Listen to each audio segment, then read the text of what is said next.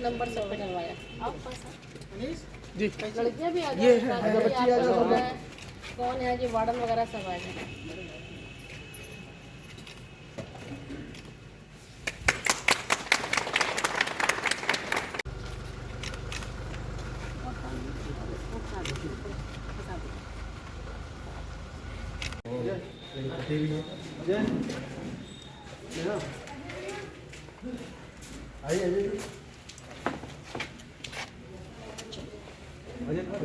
रमाशंकर गुप्ता जी, जिला समाज कल्याण विकास से श्रीमती श्रद्धा पांडे जी, अधीक्षक किशन लाल जी, मेरे साथ आए हुए भारतीय जनता पार्टी के नगर के अध्यक्ष अजय प्रताप सिंह अज्जू जी, महामंत्री अजय जायसवाल जी, यहाँ पर उपस्थित सभी स्टाफ के बंधुओं, कर्मचारी गणों और वो बच्चियाँ जिनके लिए आज इस कार्यक्रम की शुरुआत की गई है, इस कार्यक्रम का आज आयोजन किया गया है, ऐसी मेरी प्यारी बच्चियों, आप सबको बहुत बहुत बधाई और शुभकामना देती हूँ कि प्रदेश सरकार की जो योजना है अनुसूचित जाति और जनजाति की बच्चियों के लिए हॉस्टल का निर्माण किया जाए और उनको हॉस्टल में रखा जाए ताकि उनको भी पढ़ाई लिखाई में किसी प्रकार की असुविधा ना आए, उनको भी अपने जीवन में उन्नति करने के, प्रगति करने के अवसर आएँ।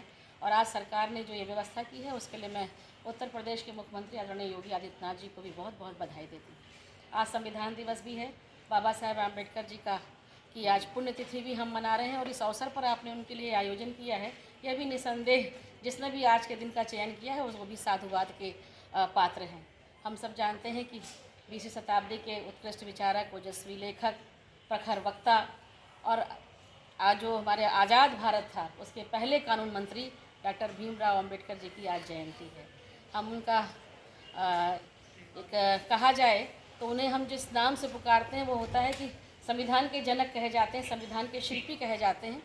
और प्रभु ने उनको ये उनके हाथों में उनको ये शक्ति दी कि वो जिसके लिए लड़ते रहे निरंतर, वो एक जात विहीन समाज की स्थापना करना चाहते थे, भेदभाव ख़त्म करना चाहते थे। अनुसूचित जाति के लोगों को उनका एक ही संदेश था, शिक्षित बनो, संघर्ष करो, और उसके लिए वो लगातार प्रयासरत रहे और उनको इतनी बड़ी ऊंचाई दी कि उन्होंने संविधान की रचना की। आज उनका संविधान है, बनाया हुआ है, जिससे हम जनता को अपने अधिकारों को सुनिश्चित करने में उससे सहायता मिलती है।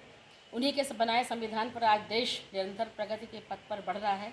उनके बारे में महात्मा गांधी जी ने कहा था कि जैसे जैसे समय बीतता जाएगा बाबा साहेब आम्बेडकर की कीर्ति पूरे विश्व के आकाश में फैलती जाएगी। उनका नाम विवेकानंद, दयानंद, महात्मा गांधी और डॉक्टर हेडगेवार जैसे युग प्रवर्तक राष्ट्र पुरुषों की श्रृंखला में लिया जाएगा और निश्चित रूप से यह सही भी है। प्रदेश की हमारे देश की जो केंद्र सरकार है आदरणीय नरेंद्र मोदी जी के नेतृत्व में चल रही है, उनके इन्हीं कृतित्व और व्यक्तित्व के कारण उन्हें भारत रत्न के सम्मान से नवाजने का काम भी किया गया। डॉक्टर साहब ने बौद्ध धर्म स्वीकार किया था और बौद्ध धर्म की एक जो सबसे बड़ी बात है, जो सारे वो कहते हैं कि अपदीपो भव, इसे हम दूसरे शब्दों में कह सकते हैं कि आत्मदीपो भव।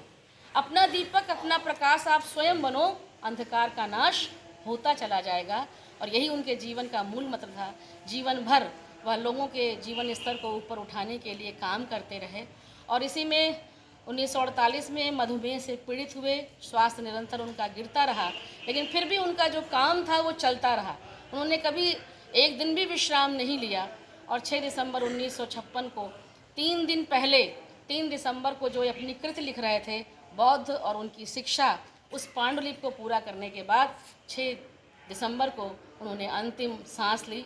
हजारों, लाखों, करोड़ों अनुयायियों और प्रशंसकों के बीच बौद्ध रीति के हिसाब से उनका अंतिम संस्कार किया गया। लेकिन हम जानते हैं जब ऐसे महामानव आते हैं तो भले ही वो देह उनकी चली जाती है, छित जल पावक गगन समीरा जाकर उसमें मिल जाती है, लेकिन जो उसकी खुशबू होती है, जो उनके अंदर का जो ऑरा होता है, वो कभी नष्ट नहीं होता है। वो हमेशा हमारे प्रेरणा का स्रोत रहता है। हमेशा हमारे जीवन में जब जब उनकी जन्म तिथि आती है, उनकी निर्वाण तिथि आती है, हमें एक नया उजाला, एक नया सवेरा देकर आती है और बताती है कि हमको जाति पाति के भेदभाव को मिटाकर एक जात विहीन समाज की स्थापना जब हम करेंगे तभी हमारे भारत का, विश्व का कल्याण होगा।